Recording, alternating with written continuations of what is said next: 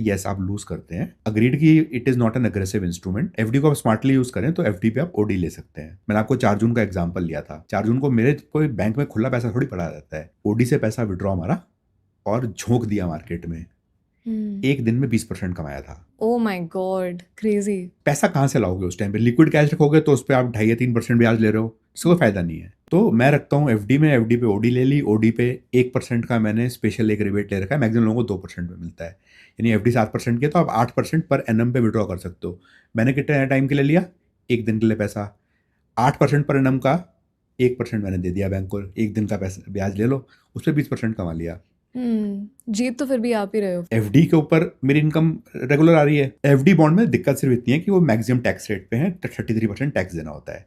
मेरी सैलरी नहीं है, वाइफ की सैलरी नहीं है, तो हम सब लोगों को 12 लाख का तो एग्जाम्पशन मिल जाता है गवर्नमेंट से। भाई डॉटर की भी सैलरी चालू नहीं हुई है, तो हम सबकी जो एफडी बॉन्ड की इनकम है उससे 12 लाख का तो एग्जाम्पशन नहीं, बजट के हिसाब से वैसे ही मिल रहा है हमको। तो फैमिली में आपके 3-4 मेंबर अगर ऐसे हैं जिनके पास में सैलरी इनकम नहीं है, तो 12 इंटू मल्टीप्लाई कर लीजिए, उतना तो आपको टैक्स बेनिफिट वैसे ही मिल जाता है। करेक्ट, 48 हो गया।